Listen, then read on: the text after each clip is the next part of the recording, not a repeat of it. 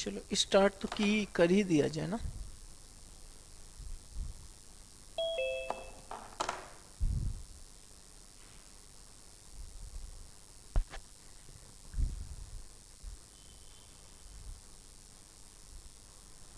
चलो आ जाओ। क्या बात है, ये कौन है? वीडियो के साथ भी वीडियो के बाद भी। सौरभ था सर, ये सौरभ। हाँ वही कह रहा हूँ ना, वीडियो के साथ भी वीडियो के बाद भी। क्यों सौरभ? यस सर, गलती से हो गया, मेरा ध्यान नहीं दिया। अरे कोई बात नहीं है। पुनीत,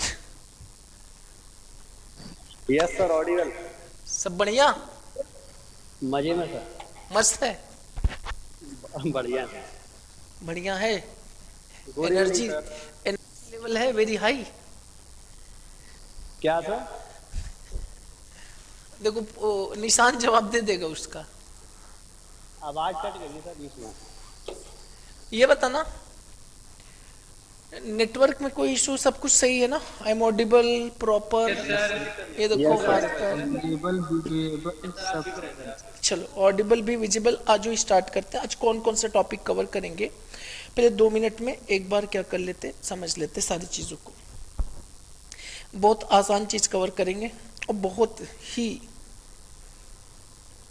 बेस्ट क्या मतलब लगभग एग्जाम में कहीं आ ही ना जाए, चांसेस तो कम है, थ्योरेटिकल पॉइंट ऑफ व्यू से आएंगे। चलो आज टॉपिक हम लोग देखो कोशिश करेंगे सर आज क्या कवर हो जाए, हमारा एडवांस टैक्स हो जाए और साथ में क्या हो जाए, हमारा असेसमेंट प्रोसीजर हो जाए। ये दो टॉपिक को हम लोग कवर करना स्टार्ट करते हैं। चलो इधर इधर इधर इधर पुनीत इधर आ जाओ। बस कुछ नहीं है, खत्म हो गया ये एडवांस टैक्स खत्म। What is the meaning of advance tax?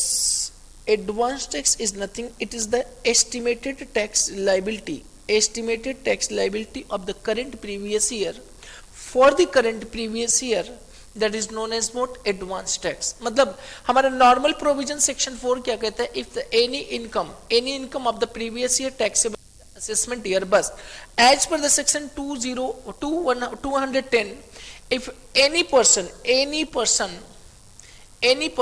having income tax liability, estimated income tax liability rupees 10,000 or more, that will be taxable in the same previous year and that person is liable to pay tax in advance। मतलब advance में tax देना पड़ेगा किसी भी person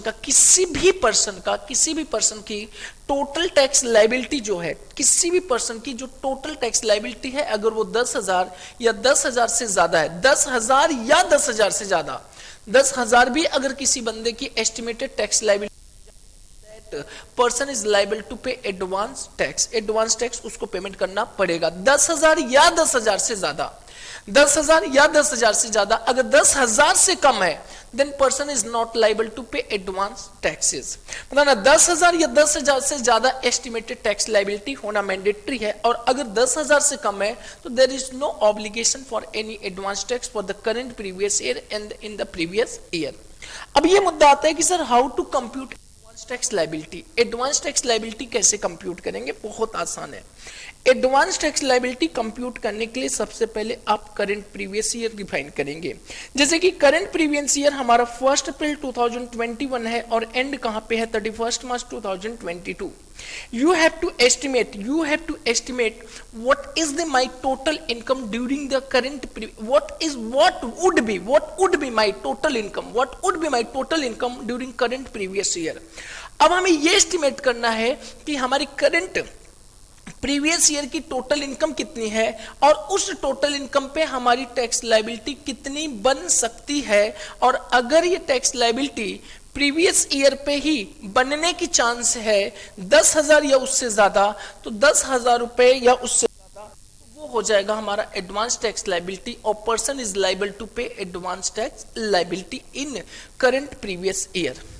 अब मुद्दा ये आया कि sir how to compute the advance tax liability. बहुत आसान है, बताना हम लोग टैक्स लायबिलिटी कैसे कंप्यूट करते हैं। सबसे पहले क्या करते हैं, बोलो बोलो बोलो, टैक्स ऑन क्या आ जाता है, बोलो स्पेशल इनकम, बोलो ना, और इसको हम ऐड कर देते हैं क्या, टैक्स ऑन क्या हो जाता है, बोलो नॉर्मल इनकम।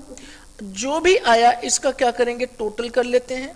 अगर रिबेट एप्लीकेबल हो रहा है तो रिबेट अंडर सेक्शन 87A हम लोग क्या करते हैं, माइनस कर देते हैं। फिर इसके बाद जो भी आया, और अगर रिबेट एप्लीकेबल नहीं है तो रिबेट माइनस नहीं किया जाएगा। और अगर कोई सरचार्ज है तो you have to add surcharge value, और सरचार्ज के बाद प्लस कर देते हैं हेल्थ एजुकेशन सेस। अब ये जो आएगा that will be known as what, tax liability. लेकिन जैसे ये अमाउंट आएगा, इनमें से आपको बताया है कि कुछ चीजें माइनस करना पड़ता है, जैसे कि क्या हो गया, टीडीएस हो गया। अब यहाँ पे टीडीएस माइनस करना होता है, और क्या माइनस करते हैं बताना, एएमटी, या फिर आपको क्या माइनस करना पड़ता है, रिलीफ भी माइनस करते हैं। लेकिन एक चीज मैं यहाँ पे नहीं माइनस करने जा रहा हूं, जब भी एडवांस टैक्स लायबिलिटी कंप्यूट किया जाएगा तो एडवांस टैक्स खुद माइनस नहीं किया जाएगा, एडवांस टैक्स खुद माइनस नहीं किया जाएगा, क्योंकि हम वही कंप्यूट करने जा रहे हैं। इसको करने के बाद जो भी अमाउंट आएगा, जो भी टैक्स लायबिलिटी बनेगा, that tax liability shall be known as what, advance tax liability. लेकिन एक चीज ध्यान रखना है, जो टैक्स ऑन स्पेशल इनकम करने जा रहे हैं ये स्पेशल नहीं होगा, टैक्स ऑन क्या हो जाएगा, एस्टिमेटेड स्पेशल इनकम हो जाएगा। टैक्स ऑन जो नॉर्मल इनकम हो रहा है नॉर्मल नहीं होगा, बल्कि टैक्स ऑन क्या हो जाएगा, हमारा एस्टिमेटेड नॉर्मल इनकम हो जाएगा। तो जो हमारे यहाँ पे टीडीएस होगा, एएमटी होगा, ये सब माइनस करने के बाद जो बचेगा that will be known as what, advance tax liability. पता नहीं यहां तक समझ में आया कि नहीं आया, बोलो बच्चों। Yes sir. बहुत आसान है सर। ये बताना एडवांस टैक्स लायबिलिटी मेरे को कब कंप्यूट करना पड़ेगा, जब आपके ऊपर एडवांस टैक्स लायबिलिटी पे करने के लिए आएगा। अब आपको बता दूं, जो एडवांस टैक्स पे करना पड़ता है वो वन टाइम नहीं होता है, वो आपको इंस्टॉलमेंट में पे करना पड़ता है। जैसे कि एडवांस टैक्स अगर हम प्रीवियस ईयर 21-22 की बात करूं तो you have to pay advance tax in instalment. और कब पेमेंट करना पड़ेगा, 15 जून को पेमेंट करना पड़ेगा, 15 सितंबर को पेमेंट करना पड़ेगा, 15 दिसंबर को पेमेंट करना पड़ेगा, और 15 मार्च को पेमेंट करना पड़ेगा। अब जब जब आपको एडवांस टैक्स पे करने की जरूरत है, जब जब आपकी इंस्टॉलमेंट ड्यू हो रही है, तब तब आपको क्या करना पड़ेगा, एडवांस टैक्स लायबिलिटी कंप्यूट करना पड़ेगा।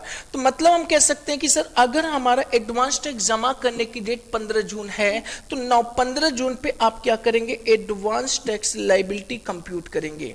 और अगर 15 सितंबर को है तो 15 सितंबर को ही आपको क्या करना है, एडवांस टैक्स लायबिलिटी जमा करना पड़ेगा। और अगर 15 दिसंबर है तो 15 दिसंबर को ही आपको क्या करना पड़ेगा, एडवांस टैक्स लायबिलिटी जमा करना पड़ेगा। और 15 मार्च को अगर वापस कंप्यूट कर रहे हैं तो 15 मार्च को एडवांस टैक्स लायबिलिटी कंप्यूट करना पड़ेगा। यहां तक समझ में आया कि नहीं आया? मतलब एडवांस टैक्स के बारे में हम बोलते न तो हम में कंप्यूट करेंगे न तो लास्ट में कंप्यूट, ये हम कब करेंगे, ड्यू डेट पे करेंगे। और एडवांस टैक्स की लायबिलिटी की जो ड्यू डेट होती है 15 मार्च है, 15 सितंबर है, 15 जून है, 15 सितंबर है, 15 अक्टूबर और 15 मार्च। हर ड्यू डेट पे, एवरी ड्यू डेट पे हमें क्या करना पड़ेगा, एडवांस टैक्स लायबिलिटी को कंप्यूट करना पड़ेगा। एट एवरी ड्यू डेट, हर ड्यू डेट पे हमें क्या करना पड़ेगा, एडवांस टैक्स लायबिलिटी कंप्यूट करना पड़ेगा। अगर मैं 15 जून की बात करूं तो 15 जून पे आपको क्या करना पड़ेगा, सर एस्टिमेट करना पड़ेगा। क्या एस्टिमेट करना पड़ेगा बताओ, एस्टिमेटेड करना पड़ेगा हमें अपनी टोटल इनकम। और सपोज करो हमने 15 जून को अपनी एस्टिमेटेड टोटल इनकम कर लिया और हमें पता चल गया कि 21-22 में जो हमारी टोटल इनकम आने वाली है ना, वो आने वाली है 7 लाख रुपए आने वाली है। मान के चलो हमारी टोटल इनकम जो है 15 जून को एस्टिमेट किया और एस्टिमेट करने के बाद ये पता चलता है कि 7 लाख आने वाला है। तो बताना 7 लाख की अगर बात करूं तो 7 लाख रुपए पे हमारी एडवांस टैक्स लायबिलिटी कैसे आएगा। आपको सबसे पहले एडवांस टैक्स लायबिलिटी कंप्यूट कर लो। 0 to 250 क्या हो जाएगा, हमारा नील हो जाएगा। 0 to 250 कितना हो गया, नील हो गया। और अगर 250 to 5 lakhs की बात करूं तो यू हैव टू पे tax rate 5%, that is how much, 12,500। बोलो। अगर 5 लाख से हम बात करें कितने की बात, 7 लाख की बात करो तो इस पे टैक्स का रेट 20% और ये हो गया कितना 40,000 रुपए 40,000। तो बताना हमारे पास टोटल कितना आ गया 52,500। There is no rebate because the total income of the person exceeding ₹5 lakhs। Sir rebate नहीं आया तो सरचार्ज भी लगेगा क्या? नो, सरचार्ज नहीं लगेगा। Total income of the person does not exceed 50 lakhs, क्योंकि एक इंडिविजुअल की जो इनकम होती है 50 लाख के ऊपर पे ही आपको क्या पे करना पड़ेगा, सरचार्ज। अब बताना सरचार्ज नहीं तो क्या हेक लगेगा कि नहीं लगेगा? यस, 4% की रेट से हेक लग जाएगा। और कितना अमाउंट आ रहा है आपको पता है? 2100 रुपए हो जाएगा कि 21,000? चेक कर लो थोड़ा सा, 2100 रुपए हो जाएगा। यहां तक क्लियर हुआ कि नहीं हुआ? बोलो बच्चा, बोलो। 2100 यही आ रहा है ना? कर लो, कंप्यूट कर लो, कंप्यूट करो पता कितना आ रहा है। यस सर, यही आएगा 2100 ही आएगा। 2100। तो ये हमारे पास आ गया टैक्स लाइबिलिटी आ गया, कितना आ गया बोलो? ये हो गया 54,600 हो गया। यहाँ 54,600 हो गया। यहां तक समझ में आया कि नहीं आया? This is the tax liability. अगर कोई टीडीएस आपका कट चुका है, टीडीएस कब तक कट चुका है? अगर इस दौरान 15 जून के दौरान की डेट तक कोई टीडीएस कट चुका है, जमा हो चुका है, तो टीडीएस को क्या कर दो आप? माइनस कर दो। मैं कह रहा हूं कि कोई टीडीएस यहां पे नहीं कटा हुआ था, नो टीडीएस, कोई टीडीएस नहीं था, तो बताना अल्टीमेट यही जो अमाउंट आ रहा है that will be known as what? Advance tax liability 54,600। बताना यहां तक समझ में आया कि नहीं आया? Yes sir. अच्छा, ये जो कंपुटेशन हमने किया है, ये जो कंपुटेशन हुआ है, ये 54,600 कब हुआ है? 15 जून 2021 हमने कर लिया था।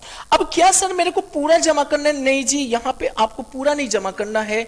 15 जून पे आपको कितना जमा करना पड़ता है? 15% जमा करना पड़ेगा। कितना जमा करना पड़ेगा? 15%। जो आपने कंप्यूट किया है 15% वो आपका जमा होगा, और 15% आपकी आई advance tax payable. Advance tax payable कितना आ रहा है? 8,190। समझ में आया कि नहीं आया? ये 15 जून को आपको पे करना पड़ेगा, और सपोज करो हमने 15 जून को पेड कर दिया 8190 रुपए, कोई लाइबिलिटी नहीं आई। समझ में आया?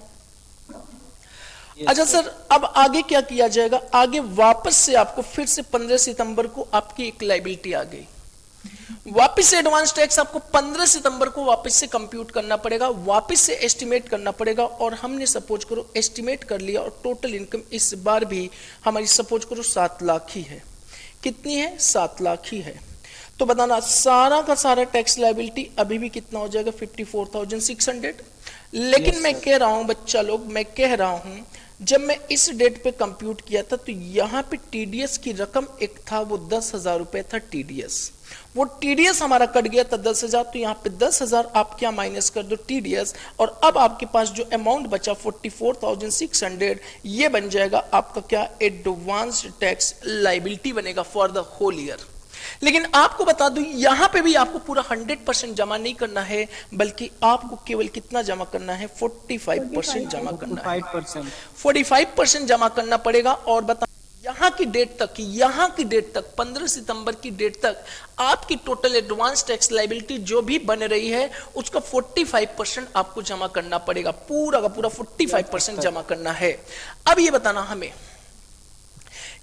हमें सीएमए साहब लोग, इसका 45% कितना आया? बोलो। 20,070 रुपए। मतलब इतना आपका टैक्स 15 सितंबर तक एडवांस टैक्स लायबिलिटी के नाम पे जमा होना चाहिए, जो कि बताना हमने 15 जून को कितना इसमें से जमा कर दिया था पोर्शन। तो पिछला जो जमा किया है 8,190 रुपए, इसको माइनस कर दो 11,880। ये आपको सितंबर में क्या करना पड़ेगा? पेड करना पड़ेगा। और सपोज करो हमने पेड कर दिया। यहां तक किसी को डाउट है कि नहीं है? बताइए। No sir. बहुत आसान है। यहां तक किसी को डाउट है कि नहीं? नहीं। अब यहां पे आ जाओ सर। 15 सितंबर के बाद मेरे को क्या करना है? 15 सितंबर के बाद मेरे को फिर से वापस एडवांस टैक्स एक इंस्टॉलमेंट और जमा करना पड़ेगा। वो कौन सी डेट पे जमा करना पड़ेगा? बोलो। दिसंबर दिसंबर। 15 दिसंबर को सर। अभी कौन ज्वाइन किया है? पुनीत अभी दोबारा, पुनीत आया सर। पुनीत दोबारा क्यों आ गया? चलो यहाँ पे आ जाओ, सुनो। अब मेरे को वापस 15 सितंबर को कंप्यूट करना पड़ेगा, और मैं कह रहा हूँ 15 सितंबर को सेम हमारे पास एस्टिमेटेड टोटल इनकम 7 लाख थी। अब यहाँ पे बताना ये टोटल वापस से 15,600 आई, और बताना मजे की बात बताऊं, हमारा वापस से इस दौरान अगेन टीडीएस कट गया था, कितना? 5,000 रुपए। अब बताओ यहाँ पे हम टीडीएस की रकम को कितना माइनस करें? 10,000 तो करना ही करना है, 5,000 और जो कट गया था उसको माइनस कर दो। अब जो बचा 39,000 कितना बचा बोलो? 600 बच रहा है। अब इसका आपको 75% तक टोटल टीडीएस जमा करना पड़ेगा। कितना आ रहा है? 29,700। 29,700 रुपए। आप कितना जमा कर चुके हो बच्चा?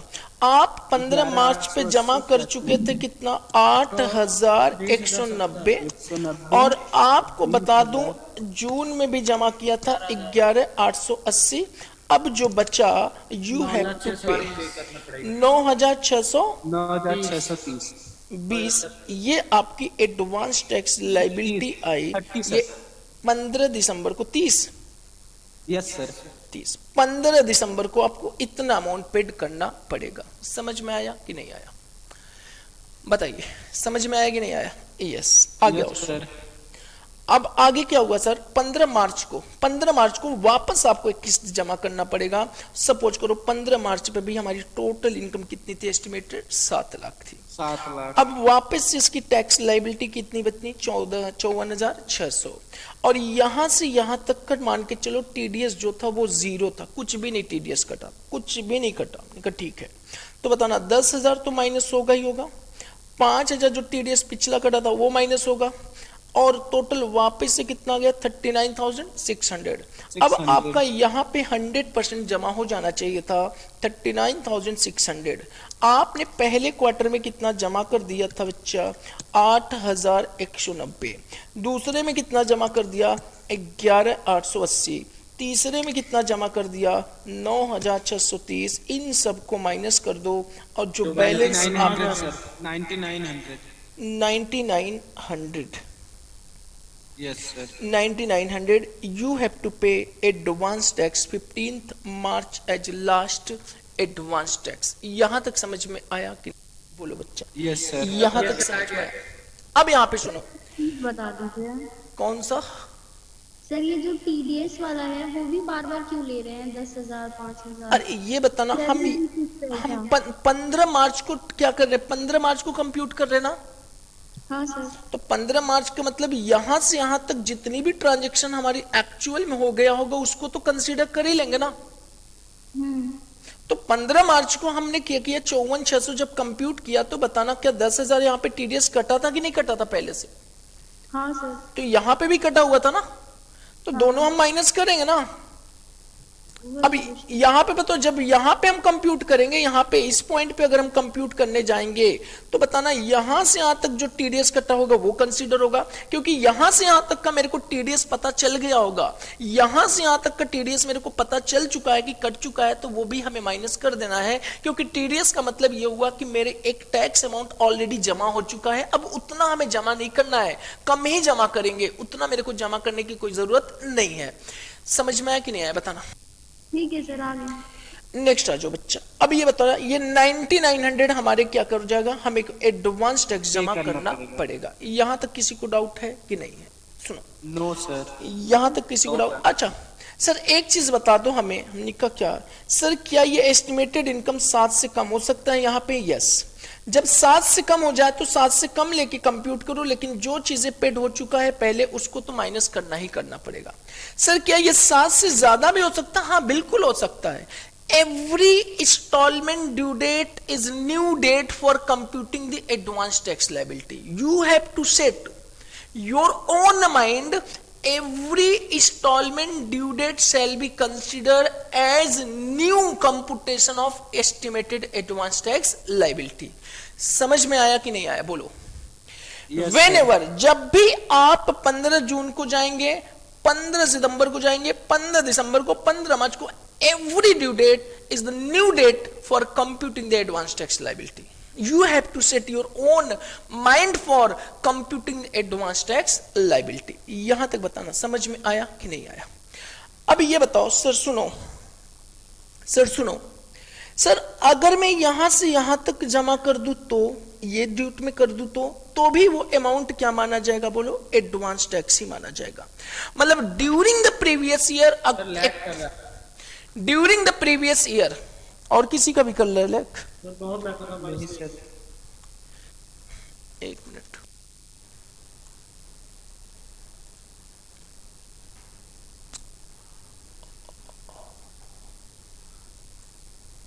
चेंज कर रहा हूं मैं नेटवर्क।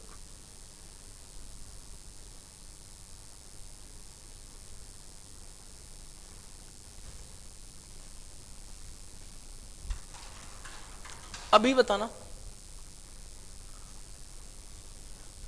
अभी क्या है पोजीशन? क्या हुआ? सही आ रहा है सर। पेज है आपका, अभी स्क्रीन नहीं आ रही सर। फिर से चेक करो, 1 मिनट, आ जाएगा अभी। पेज ही है। लॉगिन में फेसबुक दिख रहा है। नहीं, आ जाएगा, वेट करो। कर रहे हैं सर। अब आ गया? नहीं, आ गया सर। आप ही दिख रहे हैं सर। क्या हुआ? आ रहा है सर, आ गया। अब तो कुछ सही है ना? Lagging, there is no lagging. Sir आपकी तरफ से शायद नेटवर्क प्रॉब्लम लग रहा है। क्या हुआ? नेटवर्क प्रॉब्लम लग रहा है थोड़ा आपकी तरफ से। हमने नेट चेंज कर दिया है। सही है सर। एयरटेल देखा है। अरे दूसरे से हम एयरटेल पे आए हैं।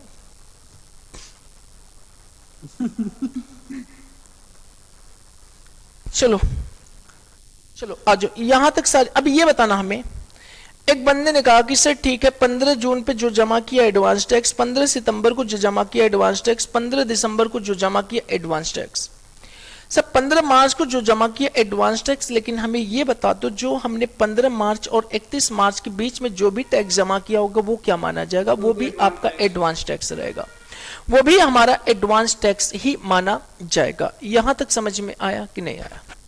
सर क्या मेरे को हर क्वार्टर में कंप्यूट करना पड़ेगा? यस बच्चा, हर क्वार्टर में आपको कंप्यूट करना पड़ेगा। सपोज करो मैं पहले क्वार्टर में जमा कंप्यूट करने गया और मेरी जो एडवांस टैक्स की लायबिलिटी बन रही थी वो 9000 बन रही थी। क्या मेरे को एडवांस टैक्स पहले क्वार्टर में जमा करना है कि नहीं? No, because my total advance tax liability is less than 10,000। लेकिन आप सपोज करो जब दूसरे क्वार्टर में गए, एडवांस टैक्स लायबिलिटी आपकी वापस से बढ़ गई और वो 12,000 हो गई। क्या मेरे को एडवांस टैक्स जमा करना है कि नहीं करना है? यस, जमा करना पड़ेगा। 12,000 का 45% आपको जमा करना पड़ेगा। यहां तक क्लियर हुआ चीजें? सर वापस से मैं जब थर्ड क्वार्टर में गया, वहां पे मेरे एडवांस टैक्स कुछ किसी वजह से वापस से घट गई सर मेरी, और वो हो गया 8,500 रुपए। तो क्या वापस से मेरे को जमा करना है? क्या नहीं, कोई जमा नहीं करना है। मतलब आपको तब जमा करना है एडवांस टैक्स लायबिलिटी जब आपकी एडवांस टैक्स लायबिलिटी कितने से कितना, और 10,000 या 10,000 से क्या हो जा रहा है, ज्यादा हो जाए, वो आपको जमा करने की जरूरत है। यहां तक समझ में आया कि नहीं आया? बोलो बच्चा, बोलो सीएमए साहब लोग। Yes sir. अच्छा ये बताना, जो हमने 7 लाख रुपए यहां पे कंप्यूट किया था, तो कंप्यूट करके हमारे ऊपर टैक्स लायबिलिटी 15 जून को कितने की बन रही थी? 8,190 का। यस नाउ क्या मेरे को 15 जून को ही 8,190 जमा कर देना है? Yes sir. अगर नहीं कर पाते हैं तो you have to pay interest from 15 June to 15 September under section 234 C. Under section 234 C में आपको क्या करना पड़ेगा? इंटरेस्ट पे करना पड़ेगा, जो कि आपके कोर्स में नहीं है। सीएमए की कोर्स में 234 बी और 234 सी का इंटरेस्ट नहीं है बच्चा, नहीं है। यहां तक क्लियर हुआ? क्या चीज? एडवांस टैक्स कैलकुलेट करने के, बस एडवांस टैक्स कैलकुलेट करने के लिए है। एक चीज और ध्यान रखो, सुनो। अब यहां पे बताना, एक चीज ध्यान रखना है आपको। अगर यहां पे जो मेरी 15% की लायबिलिटी थी और मैं 15% की बजाय 12% जमा कर देता हूं, तो भी आपके ऊपर कोई इंटरेस्ट की लायबिलिटी नहीं आएगी। जो यहां पे 45% था, अगर मैं 36% तक जमा कर देता हूं तो भी मेरे ऊपर कोई नहीं आने लाइबिलिटी वाली नहीं है, है तो भी इंटरेस्ट नहीं है। तो इंटरेस्ट की लायबिलिटी नहीं आने वाली है। ये 2 पॉइंट आपको ध्यान रखना पड़ेगा। और इसी के साथ आपका एडवांस टैक्स क्या होता है, खत्म होता है। एक पॉइंट और ध्यान रखना, सुनो, अगर कोई बंदा सीनियर सिटीजन है, कौन है, सीनियर सिटीजन है, और उस बंदे के पास कोई भी पीजीबीपी इनकम नहीं, कोई भी पीजीबीपी इनकम नहीं है, और उसकी एडवांस टैक्स लायबिलिटी 10,000 से अगर ज्यादा आ रही, तो भी उसको एडवांस टैक्स जमा करने की कोई जरूरत नहीं है। मतलब हम कह सकते हैं कि अगर कोई सीनियर सिटीजन बंदा है और पीजीबीपी इनकम नहीं है, उस बंदे के पास पीजीबीपी इनकम नहीं है, पीजीबीपी इनकम नहीं है, तो उस सीनियर सिटीजन को कोई भी एडवांस टैक्स लायबिलिटी जमा करने की कोई जरूरत नहीं है, नहीं है, नहीं है। लेकिन हाँ, अगर वो सीनियर सिटीजन है और पीजीबीपी इनकम है, तो then the person is liable to pay advance tax liability. यहां तक समझ में आया कि नहीं आया, बोलो। यहां तक क्लियर हो गया चीजें? अब पढ़ लो, पढ़ लो, इसको पढ़ लेना फटाफट, कुछ है नहीं इसमें, देख लेना, ठीक है। यहां पे देखो बनने लिख दिया, advance tax shall be calculated by estimating current year income at the time of payment. जब पेमेंट करने जाएंगे तब आपको कंप्यूट करना पड़ेगा, जब जब पेमेंट करेंगे तब तब। सर कंप्यूटेशन इसी तरह होगा? यस, इसी तरह से होगा। टीडीएस, टीसीएस, एएमटी माइनस कर दोगे तो हो जाएगा। वे एडवांस टैक्स लायबिलिटी अगर 10,000 या उससे ज्यादा है तो उसको पे करने की जरूरत है, लेकिन अगर रेसिडेंट सीनियर सिटीजन है not having income under PGBP, तो उसको कोई भी जमा करने की जरूरत नहीं है। याद रख बताना, इसका ड्यू डेट क्या हो जाएगा, 15 जून, 15 सितंबर, 15 दिसंबर और 15 मार्च। कितना? 15%, 15%, 75 और 100%। लेकिन अगर जो बंदे ने बुक्स ऑफ अकाउंट 44 एडी अपनी पीजीबीपी इनकम 44 एडी के अकॉर्डिंग कंप्यूट किया हुआ है, 44 एडी के अकॉर्डिंग, तो उसको 15 मार्च को 100% जमा करना पड़ेगा। There is no scope of any installment payment. If the person opting any income under section 44 AD अपनी पीजीबीपी इनकम को 44 AD में दिखा रहा है, तो उसको क्या करना है, 15 मार्च को डायरेक्टली पेमेंट करने की जरूरत है। कितना जमा करेगा वो? 100%। There is no, Sir, he is liable for advance tax, but on 15 months, no, sir? क्या चीज? He is liable for an advance tax, but on 15 March, no, sir? 15 March the person who opt 44 AD और 44 AD आपको याद होना चाहिए।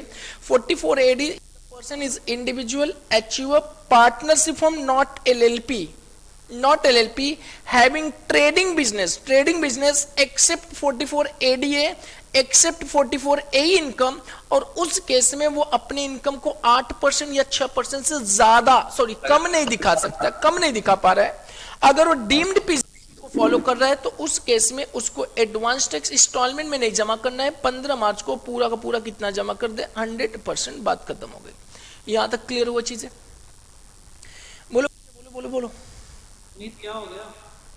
Yes sir. Next आ जाओ, next आ जाओ। इसी के साथ ये एडवांस टैक्स आपका क्या होता है, क्या पढ़ाएंगे सर? खत्म होता है। और आपको अगर करना है तो ये वाले क्वेश्चन को कर लेना, सारी की सारी कहानी क्या हो जाएगी, खत्म हो जाएगी।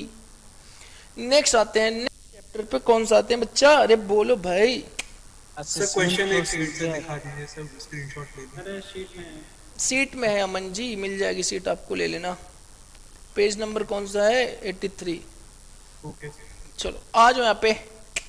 असेसमेंट प्रोसीजर थोड़ा सा लंबा है बट अपना है, क्या करोगे, कुछ नहीं कर सकते हो, सिवाय पढ़ने के कोई ऑप्शन नहीं होता है। आप तो पढ़ोगे ही पढ़ोगे, साथ में हमें भी पढ़ना पड़ता है। यहाँ पे आओ, सुनो, इधर इधर इधर इधर इधर इधर, चलो इधर ही है सर। हाँ इधर ही हो, बहुत अच्छे, धन्य हो गया मैं। यहाँ पे आ जाओ। देखो क्या किया जाता है, there are 2 objective of the income tax. पहले ऑब्जेक्टिव क्या होता है, बोलो ना, टोटल इनकम। और जब टोटल इनकम आ जाता है तो क्या करना है आपको, क्या कंप्यूट करना है, बोलो बोलो बोलो, टैक्स लायबिलिटी, या फिर क्या कंप्यूट करना पड़ता है, टैक्स पेबल। अच्छा सर, ये टैक्स पेबल करना पड़ता है। यस, टैक्स पेबल करने के बाद ये जो प्रोसेस होते हैं, टोटल इनकम को कंप्यूट करना, टैक्स लायबिलिटी, टैक्स पेबल को कंप्यूट करने की प्रोसेस को जो हम बोलते हैं उसको बोलते हैं असेसमेंट। किस नाम से बोलते हैं, बोलो बोलो, असेसमेंट। और जो असेसमेंट होता है वो असेसमेंट दो तरह के होते हैं बच्चा। एक होता है हमारा क्या, सेल्फ असेसमेंट, सेल्फ असेसमेंट होता है, और दूसरा होता है हमारा असेसमेंट बाय क्या होता है, डिपार्टमेंट। जो कौन करता है, डिपार्टमेंट करता है। अच्छा, ये जो असेसमेंट डिपार्टमेंट करता है ना, जो असेसमेंट डिपार्टमेंट करता है वो आपका 143(2) में असेसमेंट करता है, 144 में करता है और 147 में असेसमेंट करता है। बस 3 असेसमेंट अब होते हैं। 153A में एक असेसमेंट हुआ करता था, वो आपका खत्म हो चुका। अब यहाँ पे ध्यान रखना, ये 3 असेसमेंट होते हैं और वो भी आपके लिए 147 नहीं है, 147 नहीं है। मतलब ये असेसमेंट जो कौन करता है, डिपार्टमेंट। 143(2) को हम लोग किस नाम से बोलते हैं पता है आपको, रेगुलर असेसमेंट के नाम से बोलते हैं, या फिर इसको बोलते हैं स्क्रूटनी असेसमेंट। रेगुलर असेसमेंट या फिर क्या बोलते हैं हम लोग, स्क्रूटनी असेसमेंट बोलते हैं।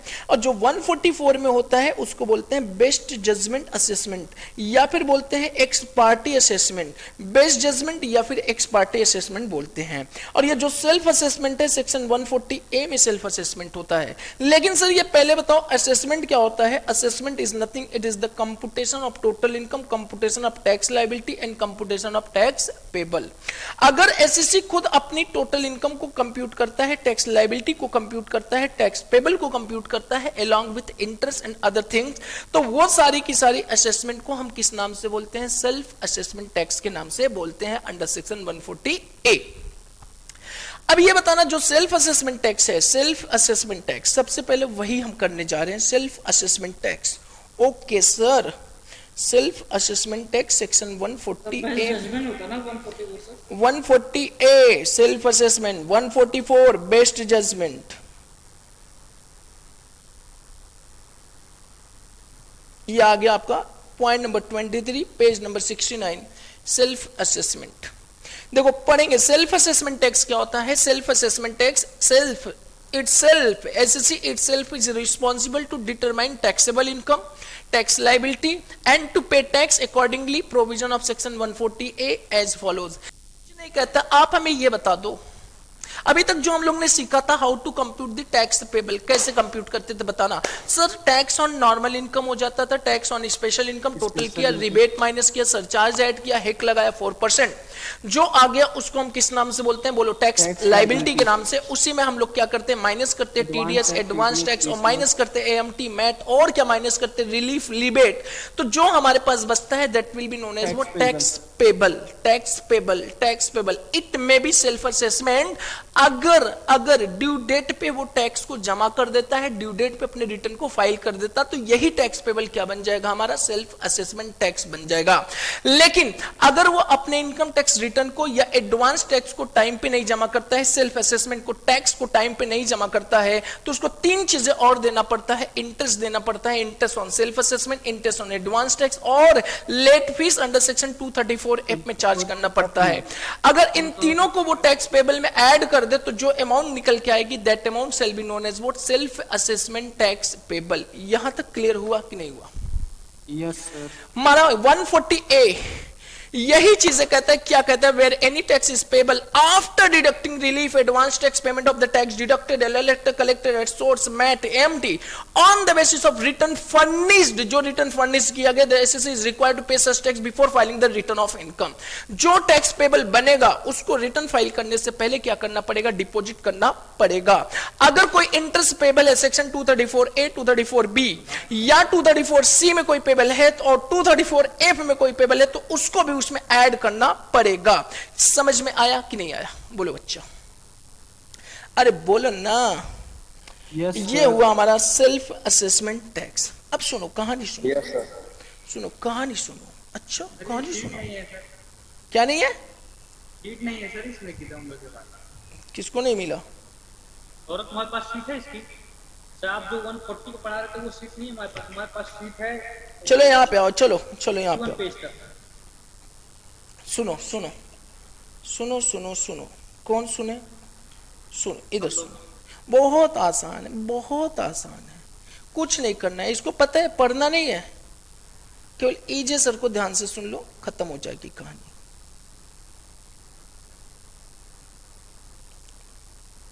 अब मैं बता रहा हूं, सुनो। अब बताना, आप खुद ही बता सकते हो असेसमेंट दो ना, बोलो ना, यस सर। असेसमेंट दो। कौन कौन असेसमेंट बोलो? एक सेल्फ असेसमेंट, सेल्फ असेसमेंट। कितने अच्छे बच्चे हैं, कितने अच्छे बच्चे, ऐसे बच्चे नहीं मिलते, कभी कभी मिलते। Self assessment. अंडर सेक्शन क्या 140 है। 148 दूसरा क्या होता है बोलो ना? असेसमेंट बाय, असेसमेंट बाय क्या? डिपार्टमेंट। भाई सर ये डिपार्टमेंट कौन होता है? सीबीडीटी। 144 टू 140। इसमें दो असेसमेंट, केवल दो आपके कोर्स में तो दो करेंगे, 143 टू और क्या किया जाएगा 144 किया जाएगा। अच्छा इसको क्या बोलते हैं? स्क्रूटनी असेसमेंट, या फिर इसको क्या बोलते हैं हम लोग? Regular assessment. ये वर्ड याद रख लो, बहुत काम आने वाला है। और इसको क्या बोलते हैं? बेस्ट जजमेंट, बेस्ट जजमेंट, या बोलते हैं एक्स पार्टी असेसमेंट। अब यहां पे बताओ सेल्फ असेसमेंट का मतलब, उससे पहले असेसमेंट का मतलब दो चीजें, कंपुटेशन ऑफ क्या? टोटल इनकम, टैक्स लायबिलिटी, और साथ में कंपुटेशन ऑफ टैक्स पेबल। ये दोनों अगर आपने काम कर लिया, खुद कौन कर लिया बताओ? एससीसी ने कर लिया, तो उसको बोलते हैं एससीसी टू सेल्फ असेसमेंट कर लिया है, सेल्फ असेसमेंट कर लिया है। अब ये बताना हमें सेल्फ असेसमेंट करके क्या करेगा वो? क्या करेगा वो? सेल्फ असेसमेंट करके डिपार्टमेंट को बताएगा, डिपार्टमेंट मैंने अपना सेल्फ असेसमेंट कर लिया है। सर डिपार्टमेंट को कैसे बताएगा? With the help of a document. किसके थ्रू बताएगा? एक डॉक्यूमेंट के थ्रू बताएगा। सेल्फ असेसमेंट के बाद वो डॉक्यूमेंट के थ्रू डिपार्टमेंट को बताएगा, डिपार्टमेंट सुनो मैंने अपना सेल्फ असेसमेंट कर लिया है। और वो डॉक्यूमेंट के थ्रू जो बताएगा, that document will be known as what? Return. Return of किस नाम से बोलते हैं हम लोग? इनकम। रिटर्न ऑफ इनकम के नाम से बताएगा कि सर हमने क्या किया, अपने डॉक्यूमेंट को, सर अपने इनकम को असेसमेंट कर लिया, टैक्स लायबिलिटी को असेसमेंट कर लिया, टैक्स पेबल को असेसमेंट कर लिया है, और वो बताएगा रिटर्न ऑफ इनकम से। अब ये जो रिटर्न ऑफ इनकम होते हैं इसको बोलते हैं आईटीआर, इनकम टैक्स रिटर्न के नाम से भी बोलते हैं। किस नाम से बोलेंगे? Income tax return. यह जो इनकम टैक्स रिटर्न होता है, इनकम टैक्स रिटर्न जो होता है ये 7 तरह होते हैं बच्चा। इसको बोलते हैं ITR 1, ITR 2, ITR 3, ITR 4, ITR क्या 5, आईटीआर 6 और आईटीआर 7। कितने तरह के होंगे? टोटल 7 तरह के। ये कुछ है नहीं, ये क्या होता है? जब एक बंदे ने अपनी इनकम को क्या कर लिया है? असेसमेंट कर लिया है। असेसमेंट करने के बाद वो खुद डिपार्टमेंट को बताएगा कि हमने अपनी इनकम को एसेस कर लिया है, और उस पर जो टैक्स लायबिलिटी, जो टैक्स पेबल, जो इंटरेस्ट या जो लेट फीस बन रहा है, वो सारा का सारा हमने कंप्यूट कर लिया और जमा भी कर दिया है। और उसको बताने को किससे जरूरत पड़ती है? वो बताना है उसको एक डॉक्यूमेंट से, और that document shall be known as what? Return of income. Sir क्या ये सभी को बताने की जरूरत है कि नहीं है? यस, इसको सभी को बताने की जरूरत है, लेकिन सेक्शन 139(1) के अकॉर्डिंग फॉलो करना पड़ेगा। सेक्शन 139(1) के थ्रू फॉलो करना पड़ेगा। सर ये बताइए आईटीआर जो 7 है आपका, जो 7 तरह के आईटीआर है, ये जो 7 तरह के आईटीआर है, क्या एक बंदा सातों को फाइल करेगा क्या? ना जी ना, एक बंदा सातों को नहीं फाइल करेगा। इसके डिफरेंट डिफरेंट इनकम और डिफरेंट डिफरेंट आपकी इनकम होने पर ही इनको क्या किया जाएगा? बताया जाएगा। तो आज सबसे पहले हम लोग देख लेते हैं सर टाइप्स ऑफ आईटीआर क्या है। टाइप्स ऑफ आईटीआर देखो, टाइप्स ऑफ आईटीआर, ओ सर ये है, यस, टाइप्स ऑफ आईटीआर क्या कह रहा है? देखो देखो देखो देखो,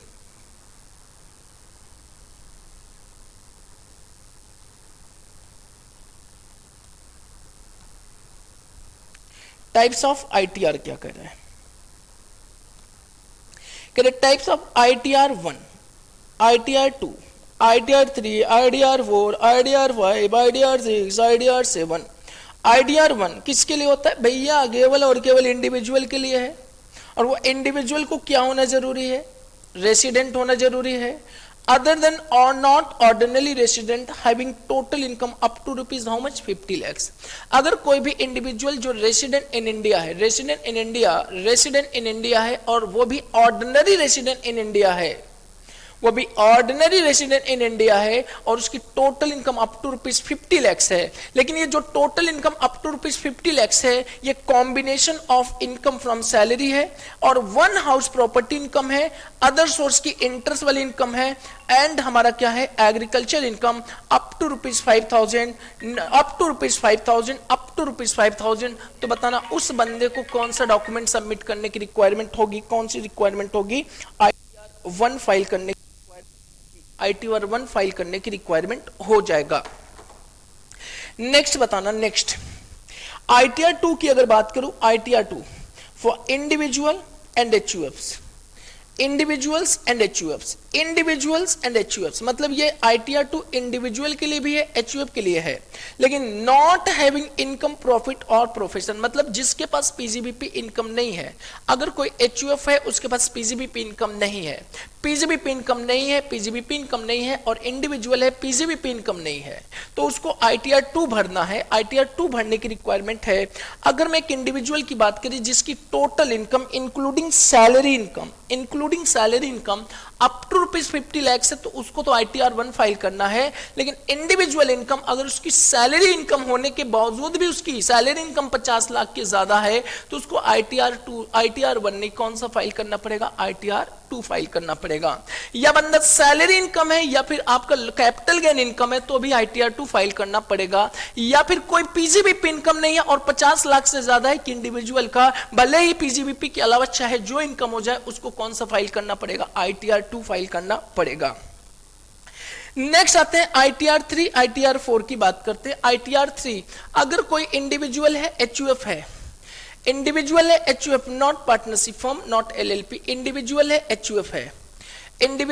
HUF है और उसकी PGBP इनकम है और PGBP इनकम उसके 1 करोड़ रुपए से ज्यादा है, 1 करोड़ से ज्यादा है तो उस बंदे को रिटर्न ITR फाइल करना पड़ेगा, या फिर ऐसा बंदा जिसके पास PGBP इनकम है लेकिन वो अपनी टर्नओवर 1 करोड़ से कम है, 1 करोड़ से कम है, अपनी इनकम को वो कितने से ज्यादा कम दिखाना चाहता है 8% या 6% से, तो उसको भी ITR-3 फाइल करना पड़ेगा। तो सर ITR-4 किसके लिए है, स्पेसिफाइड के लिए है। ITR-4 उस इंडिविजुअल HUF और पार्टनरशिप फर्म के लिए है, नॉट LLP, उस इंडिविजुअल पार्टनरशिप फर्म HUF के लिए है जिसकी PGBP इनकम तो है लेकिन PGBP income up to ₹2 crore से, और वो क्या कर रहा है 44 AD में रिटर्न फाइल कर रहा है, अपनी PGBP इनकम 44 AD में दिखाना चाहता है या 44 ADA में दिखाना चाहता है तो उसको ITR-4 फाइल करने की रिक्वायरमेंट है, ITR-4 फिलअप करना पड़ेगा। लेकिन अगर वो 44 ADA में कवर नहीं किया जा रहा है तो उसको ITR-3 फाइल करना पड़ेगा। और अगर एक पार्टनरशिप फर्म है तो उसको ITR-5 करना है। और अगर एक कंपनी है जो आपका सेक्शन 11 में एग्जम्पशन क्लेम करता है, जो ट्रस्ट वाली कंपनी है वो आपका ITR-6 फाइल करेगा। अदरवाइज इसके अलावा जितने भी ट्रस्ट के अलावा जो भी कंपनियां हैं, नॉर्मल जो कंपनियां हैं वो ITR-6 फाइल करना पड़ेगा और बाकी सभी जो होंगे वो आपका ITR-7 में कवर हो जाएगा। नेक्स्ट आता है सर ITR जो है वो ITR आपने बताया कि एक डॉक्यूमेंट है और वो डॉक्यूमेंट क्या करना पड़ता है, गवर्नमेंट को बताना पड़ता है, डॉक्यूमेंट गवर्नमेंट के पास भेजना पड़ता है और गवर्नमेंट के पास सबमिट करना पड़ता है और इस सबमिशन प्रोसेस को बोलते हैं हम लोग फाइलिंग करना, filing of return of income whenever any person self assess his total income and tax liability, then person is responsible to filing a return, filing a return that is known as what, filing of ITR। क्या sir ये ITR सभी बंदे को file करना पड़ेगा? ना जी ना, ये ITR फाइल करना पड़ेगा 139(1) की कंडीशन में जो आ रहा है उसको फाइल करना पड़ेगा। 139(1) हमारा क्या कहता है कि अगर कोई कंपनी या पार्टनरशिप फर्म LLP है तो उसको रिटर्न फाइल करना मैंडेटरी है, even if income is rupees how much 0। अगर 0 इनकम है एक कंपनी की या फिर पार्टनरशिप फर्म का या LLP का तो उस केस में उसको रिटर्न फाइल करना मैंडेटरी हो जाएगा। लेकिन इनके अलावा अगर कोई और एसएससी है जिनकी ग्रॉस टोटल इनकम मतलब before claiming deduction under chapter 6A claiming before deduction under chapter 6A का डिडक्शन क्लेम करने से पहले उनकी अगर ग्रॉस टोटल इनकम 2.5 लाख रुपए या 3 लाख रुपए या 5 लाख रुपए से ज्यादा है before giving the exemption under section 54, 54B, 54, D, 54E, 54E, 54F और 54EC, 54G, इन सारे के सारे डिडक्शन को क्लेम करने से पहले, एग्जम्पशन को क्लेम करने से पहले अगर उनकी जीटीआई इनकम 2,50,000 या फिर 3 लाख रुपए या फिर 5 लाख से ज्यादा है तो उस पर्सन को रिटर्न फाइल करना मैंडेटरी हो जाएगा। You have to mug up that. आपको क्या याद करना है? सेक्शन 139(1) का मेन प्रोविजन 139(1) कहता है कि अगर कोई भी कंपनी है, पार्टनरशिप फर्म है, एलएलपी है, उसको रिटर्न फाइल करना मैंडेटरी है। लेकिन अगर मान के चलो अदर एसएससी है तो उस केस में उनकी जीटीआई इनकम मतलब before giving the deduction under section 80C to 80U, 80C से 80U का डिडक्शन क्लेम करने से पहले वो जो टोटल इनकम आ रही है और वो टोटल इनकम में एग्जम्पशन अंडर सेक्शन 54 जो कैपिटल गेन में एग्जम्पशन मिलती है उसको लिए बगैर अगर उसकी इनकम बेसिक एग्जम्पशन लिमिट से ज्यादा जा रही तो ऐसे बंदों को रिटर्न फाइल करना मैंडेटरी है। This is the basic section, basic provision of the section 139(1). Next आता है हमारे पास प्रोवाइजो। प्रोवाइजो कौन सा आता है? देखो सर वो उसमें लिखा है कि मतलब 80C टू 80U, हाँ और सीजी वाला हाँ रिडक्शन है ना सर, बस हाँ वही ना। हाँ, अगर हमने जीटीआई यहाँ पे देखो क्वेश्चन से देखो यहाँ पे क्या लिखा है? Mister EJ having information regarding total income, salary income 1 lakh, house property 1 lakh, capital gain after claiming exemption कितना है? 54। तो अगर मैं इसको हटा दूं, 70 को हटा दूं तो ये 70 यहाँ पे ऐड होगी, इसकी कैपिटल गेन कितना हो जाएगी? 1,30,000। तो अब 1 और 1 2 और प्लस 1 3 कितना हो गया? 3,30,000। इस 80C से 80U को घटाए बगैर हमारी टोटल इनकम कितनी आ रही? 3,30,000। तो बताना इस मिस्टर ईजो को रिटर्न फाइल करना मैंडेटरी है कि नहीं है? यस, रिटर्न फाइल करना मैंडेटरी हो जाएगा। मतलब व्हेनेवर, जब भी आप रिटर्न फाइलिंग के लिए टोटल इनकम कंप्यूट करने जाएंगे तो बिना डिडक्शन चैप्टर 6A का दिए बगैर और साथ में अगर एग्जम्पशन टोटल इनकम कंप्यूट करते समय माइनस किया तो ऐड करके देख लो, और अगर वो ऐड करने के बाद टोटल इनकम 2.5 लाख, 3 लाख, 5 लाख से ज्यादा जा रही है तो you have to file your return of income. समझ में आया कि नहीं आया? नेक्स्ट आते हैं, ये हमारा मेन प्रोविजन था। अब मेन प्रोविजन क्या कहता है? ध्यान से सुनो।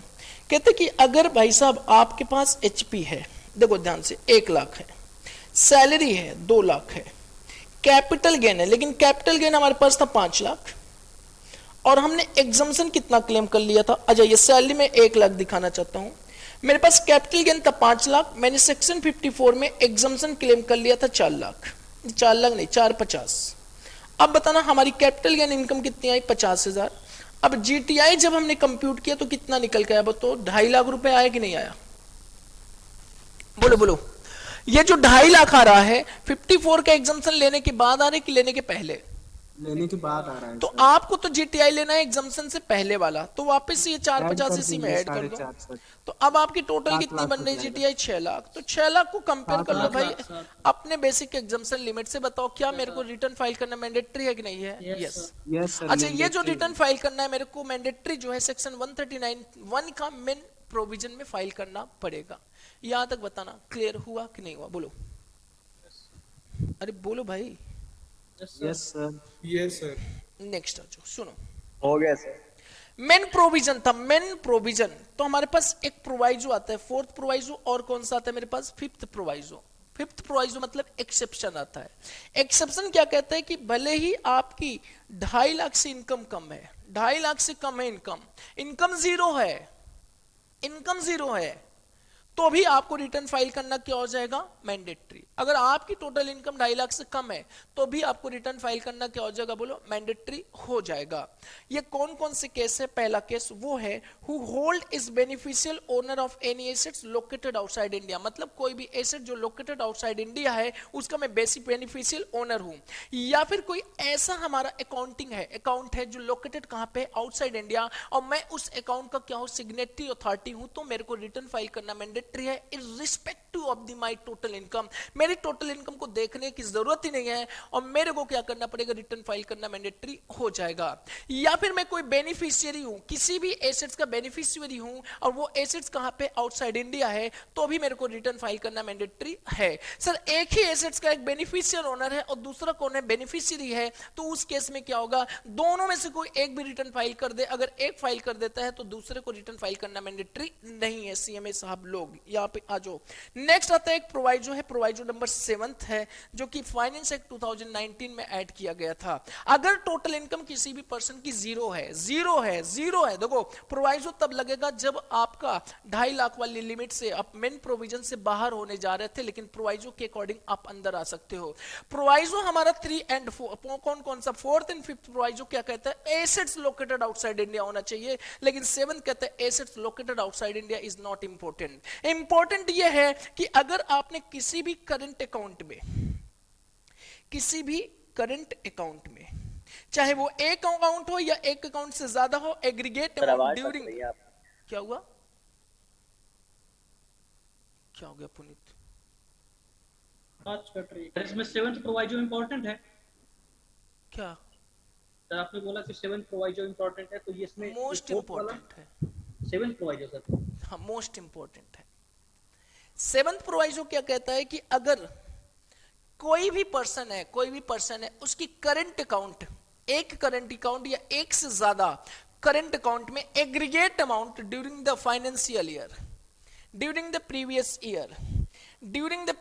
ईयर 1 करोड़ रुपए से ज्यादा क्या हुआ है, बताना क्या हुआ है, डिपॉजिट हुआ है, 1 करोड़ रुपए से ज्यादा डिपॉजिट हुआ है ड्यूरिंग द फाइनेंशियल ईयर, तो उस बंदे को रिटर्न फाइल करना मैंडेटरी है। Even total income of that person is 0, भले ही उस बंदे की टोटल इनकम कितना है, 0 है, फिर भी उसको रिटर्न फाइल करना क्या हो जाएगा, मैंडेटरी। या फिर ऐसा कोई बंदा है जिसने फॉरेन ट्रेवल एक्सपेंडिचर पे 2 लाख रुपए से ज्यादा, 2 लाख से ज्यादा खुद के लिए खर्चा किया या किसी और के लिए खर्चा किया, तो उसको भी रिटर्न फाइल करना मैंडेटरी है। या फिर कोई ऐसा पर्सन है जो 1 लाख रुपए से ज्यादा इलेक्ट्रिसिटी कंजम्पशन का during the previous year payment किया हुआ है, तो भी उसको रिटर्न फाइल करना मैंडेटरी हो जाएगा। बस देखो यहाँ पे 3 चीजें यह ध्यान रखना है और 2 चीजें ये, मतलब 5 पॉइंट ध्यान रखना है आपको। ये 5 पॉइंट ऐसे हैं जो मेन प्रोविजन से हटके है, इसकी टोटल इनकम चेक करने की जरूरत नहीं। अगर ये कंडीशन में फंस गया तो person is liable to, responsible to filing the return of income. यहाँ तक बताओ। 4th और 5th प्रोवाइजो दोबारा बता दिए थोड़ा। 4th एंड 5th प्रोवाइजो, अगर मेरे नाम कोई एसेट्स है, I am the beneficial owner of the assets and assets is located outside India, हाँ sir, then I am responsible to file the return of income irrespective of the total income। समझ में आया? Yes sir. या फिर मेरे पास मेरी property है और उस प्रॉपर्टी का बेनिफिशियरी आप हो, वहां पे आप देखभाल कर रहे हो, मेंटेनेंस कर रहे हो, then you are also responsible to file the return of income। अच्छा, आप भी फाइल कर दिए, हम भी फाइल कर दिए, अगर दोनों में से कोई एक फाइल कर दिया तो दूसरे को बंदे को रिटर्न फाइल करना मैंडेटरी नहीं है। समझ में आ गया? Yes sir. अब ये मुद्दा आता है कि सर चलो ठीक है, बहुत अच्छी बात है सर कि रिटर्न फाइल करना मैंडेटरी है, 139(1) में फाइल करेंगे या फिर सर प्रोवाइजो के साथ करेंगे, 4th प्रोवाइजो, 5th प्रोवाइजो, या फिर किस प्रोवाइजो में, 7th प्रोवाइजो में करेंगे, ठीक है। लेकिन ये बताओ सर कब करेंगे हम, उसका कोई टाइम है कि नहीं है सर, ऐसे ही जब मर्जी तब कर दे ना जी ना, टाइम है। हमारा 139(1) कहता है कि अगर आप नॉर्मल बंदे हैं, नॉर्मल पर्सन है, अगर नॉर्मल पर्सन है तो यू हैव टू फाइल 31 जुलाई of the assessment year to the relevant of the previous year. बताना, अगर कोई कंपनी है उसका कब फाइल करना है, 31 अक्टूबर को। और अगर किसी की किताबें ऑडिट किया जा रहा है किसी भी लॉ के अकॉर्डिंग, इनकम टैक्स ही नहीं, किसी भी लॉ के अकॉर्डिंग अगर किताबें ऑडिट किया जा रहा है तो उस बंदे को भी रिटर्न फाइल करना 31 अक्टूबर को मैंडेटरी हो जाएगा। या फिर ऐसा कोई वर्किंग पार्टनर जो उस फर्म का पार्टनर है जिस फर्म की किताबें ऑडिट किया जा रहा है, वर्किंग पार्टनर उस फर्म का है जिस फर्म की किताबें ऑडिट किया जा रहा है, उस वर्किंग पार्टनर को भी रिटर्न फाइल करना मैंडेटरी ऑन 31 अक्टूबर। लेकिन अगर उसी पार्टनरशिप फर्म का कोई स्लीपिंग पार्टनर है तो ना 31 अक्टूबर नहीं, उसके लिए क्या होगा, 31 जुलाई। यहाँ पे आ जाओ, यहाँ तक क्लियर? सुनो, अरे बोलो ना भाई। Yes sir. Yes sir. Sir सुनो, सर सुनो हमने कहा बोलो यस सर। सुनो सर सर सर हमने कहा क्या सर हमारा प्रीवियस ईयर है 1 अप्रैल 2021 है। हमने कहा sir 31 March 2022 previous year and है। हमने कहा सर क्या मेरे को प्रीवियस ईयर में रिटर्न फाइल करना? नहीं भैया, असेसमेंट ईयर में करना है। असेसमेंट ईयर क्या हो जाएगा इसका बोलो? 22 और 23। सर कब तक मेरे को फाइल करना पड़ेगा? 31 जुलाई तक। लेकिन अगर आप कंपनी है तो कब तक फाइल करना पड़ेगा? 31 अक्टूबर। या फिर ऑडिट हो रहा है तो कब तक करना पड़ेगा? 31 अक्टूबर को। सर एक चीज ये बताओ हमें, जब 31 जुलाई को मैं रिटर्न फाइल करने जाऊंगा तो क्या इनकम 21-22 का दिखाऊंगा क्या? हाँ भाई हाँ, 21-22 की इनकम दिखाना है। सर क्या टैक्स लायबिलिटी भी 21-22 वाला रेट लेंगे क्या? हाँ भाई हाँ। सर क्या जो टीडीएस 21-22 में कटा है वो भी माइनस करना है? हाँ भाई हाँ। सर क्या एडवांस टैक्स जो हमारा था, एडवांस टैक्स हमने 21-22 में जमा किया था, क्या वो भी माइनस करना है? हाँ जी हाँ। तो ये सब करने के बाद सर जो अमाउंट आएगा, क्या मेरे को 31 जुलाई तक इस अमाउंट को जमा भी करना है क्या? हाँ हाँ जमा करना है। और रिटर्न भी कब तक फाइल कर देना है? 31 जुलाई तक कर देना है। सर अगर 31 जुलाई को ना करूं तो कोई दिक्कत है क्या? हाँ बहुत बड़ी दिक्कत है। दिक्कत है जो 31 जुलाई तक आपकी टैक्स अमाउंट बन रहा है उसमें आपका क्या चार्ज हो जाएगा? Interest under section 234A। और ए सर किस में? इनकम पे लगेगा क्या? नहीं इनकम पे नहीं, जो टैक्स अमाउंट आ रहा होगा, टैक्स पेबल जो आ रहा होगा। अच्छा, और साथ में आपको क्या लग जाएगा? Late fees under section 234F में लग जाएगा। अच्छा सर ये कब लगेगा? जब हम 31 जुलाई पे अगर ड्यू डेट है उस पर रिटर्न फाइल नहीं करते तो, या फिर 31 अक्टूबर का रिटर्न फाइल करने का ड्यू डेट है उस पर रिटर्न फाइल नहीं करते हैं तो। यहां तक क्लियर? अच्छा सर ये कब तक लगता रहेगा? जब तक आप रिटर्न फाइल नहीं करते हैं, जब तक आप रिटर्न फाइल नहीं करते हैं। ओके सर, क्या इसके बाद भी सर रिटर्न फाइल करने का मौका मिलता है? हाँ मिलता है। और ऐसे रिटर्न को फाइल करने के लिए हम बोलते हैं क्या? Belated return. Belated return. लेकिन वो रिटर्न 139(1) में नहीं फाइल करना है, वो रिटर्न 139(4) में फाइल करना है। 139(1) में फाइल नहीं करना है, वो बिलेटेड रिटर्न 31 जुलाई और 31 अक्टूबर के बाद अगर आप फाइल करने जाते हैं तो वो रिटर्न हमारा कौन सा रिटर्न हो जाएगा? बिलेटेड रिटर्न हो जाएगा। अच्छा सर ये बिलेटेड रिटर्न हम कभी भी जीवन काल में कर सकते हैं? नहीं नहीं नहीं, इसका भी आपका क्या है? टाइम लिमिट है। और टाइम लिमिट क्या है? टाइम लिमिट क्या है? टाइम लिमिट क्या है? Before 3 months preceding the end of the relevant assessment year or before completion of assessment whichever is earlier। मतलब जिस असेसमेंट ईयर में आप रिटर्न फाइल करने जा रहे हैं उस असेसमेंट ईयर के एंड होने से 3 महीने पहले तक, या फिर बिफोर कंप्लीशन ऑफ असेसमेंट। सब कंप्लीशन ऑफ असेसमेंट मतलब क्या? असेसमेंट बाय डिपार्टमेंट, डिपार्टमेंट के द्वारा असेसमेंट कंप्लीट करने से पहले, या फिर before 3 months, before 3 months preceding the end of the relevant assessment year whichever is earlier जो है that will be the date of the filing of belated return of income। समझ में आया कि नहीं आया? सुनो अब 139(4) पे। अच्छा सर आ ही जाते हैं 139(4) पे। 139(4) कहाँ है? यहाँ पे है। ओ पढ़ लेते हैं। Any person who has not filed his return of income on or before due date is specified under section 139। 139(1) में जो ड्यू डेट बताया गया है उस ड्यू डेट पे अगर कोई रिटर्न फाइल नहीं किया जा रहा है, कोई फाइल नहीं किया जा रहा है तो ही में फाइल कर सकता है, सबमिट कर सकता है return of income at any time before 3 months prior to the end of the relevant assessment year. बताना रिलेवेंट असेसमेंट ईयर कौन सा है हमारा? सर 22-23 है। क्या है बोलो? 22-23 रिलेवेंट असेसमेंट ईयर है। इस रिलेवेंट असेसमेंट ईयर के एंड होने से 3 महीने पहले 31 दिसंबर 2000 क्या होगा बोलो ना? 31 दिसंबर 2022। 31 दिसंबर 2022 या फिर before completion of assessment. Assessment का मतलब या तो रेगुलर असेसमेंट या तो best judgement assessment. Regular assessment या बेस्ट जजमेंट? नहीं नहीं नहीं नहीं नहीं, केवल और केवल कौन सा असेसमेंट होगा? बेस्ट जजमेंट होगा। बेस्ट जजमेंट असेसमेंट करने से पहले ये लिखा हुआ है assessment means assessment under section 144 that is the क्या? Best judgement assessment. बताओ बच्चा बताओ। सुनो ए सुनो सुनो सुनो ए सुनो, इधर सुनो, इधर सुनो, सुनो सुनो सुनो सुनो सुनो, इधर सुनो, इधर सुनो क्या कहते हैं। एक मिनट वेट करो थोड़ा सा।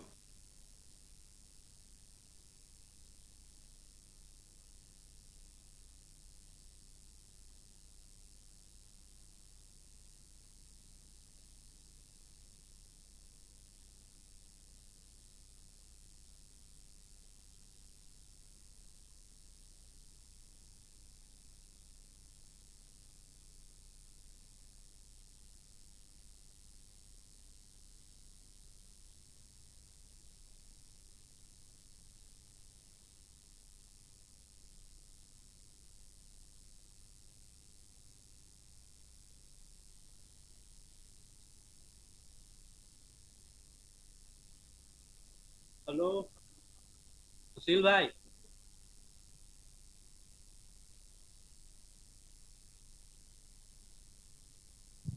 हाँ भाई, बोलने का। कैसे हो? हेलो। हाँ वही जैसा तुम देखे थे यार क्लास में मुझे, अभी सेम वैसे ही हो? कोई एकदम दिक्कत? वैसे। बस कपड़ा चेंज कर लिया हूँ। अरे यार तुमने कपड़े चेंज कर लिए, बताओ। हम्म। सौरभ क्या हो?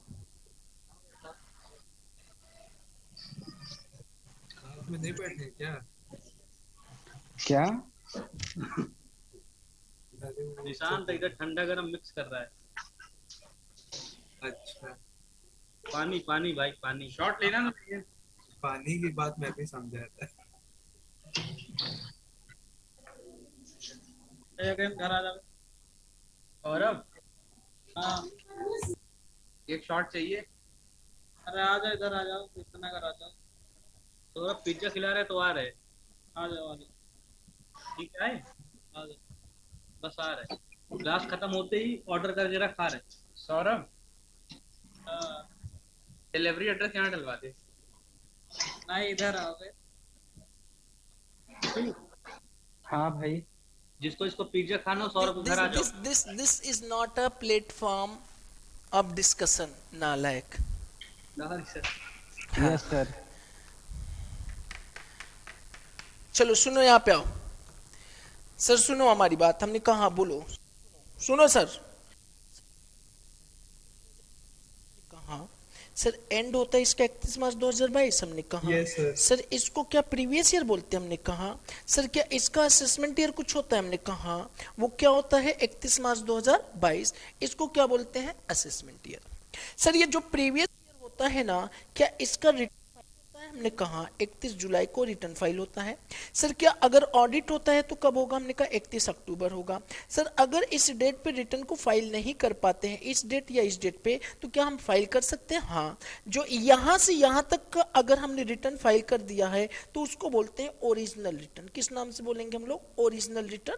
ओरिजिनल रिटर्न के नाम से बोलेंगे। सर ये जो ओरिजिनल रिटर्न जाएगा तो क्या क्या जाता है इसमें, इसमें जो आपने टोटल इनकम किया है वो चला जाएगा, और इसी ओरिजिनल रिटर्न में आपका क्या जाएगा, टैक्स पेबल जाएगा। सर टैक्स पेबल जो कंप्यूट करना सीखा है, tax on special income, tax on normal income, rebate, surcharge, जितनी भी सारी चीजें हैं, टीडीएस एडवांस टैक्स माइनस करने के बाद, वो हमने कहा।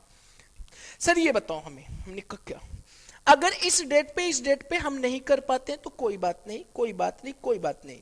अगर आप इस डेट पे कर देते हैं तो रिटर्न 139 1 सेक्शन में फाइल किया जाएगा, आपका सबमिशन होगा। लेकिन अगर इस डेट पे नहीं कर पाते हैं तो इसके बाद आप कर सकते हैं, लेकिन कर सकते हैं वो रिटर्न 139(4) में जाएगा, और उस रिटर्न को बोलते हैं बिलेटेड रिटर्न। सर एक चीज ये बताओ, बिलेटेड रिटर्न जाने से क्या कोई मेरे को नुकसान है, यस। कॉन्सिक्वेंसेस इसके बहुत है। पहले कॉन्सिक्वेंसेस आपका क्या है कि इंटरेस्ट चार्ज हो जाएगा, अंडर सेक्शन 234A चार्ज होगा। दूसरा है कि सर और क्या होगा, हमने कहा लेट फीस भी लग जाएगा, अंडर सेक्शन 234F लग जाएगा। सर तीसरा और बताओ, आपका बेस्ट जजमेंट भी हो सकता है, बेस्ट जजमेंट अंडर सेक्शन 144 भी हो सकता है।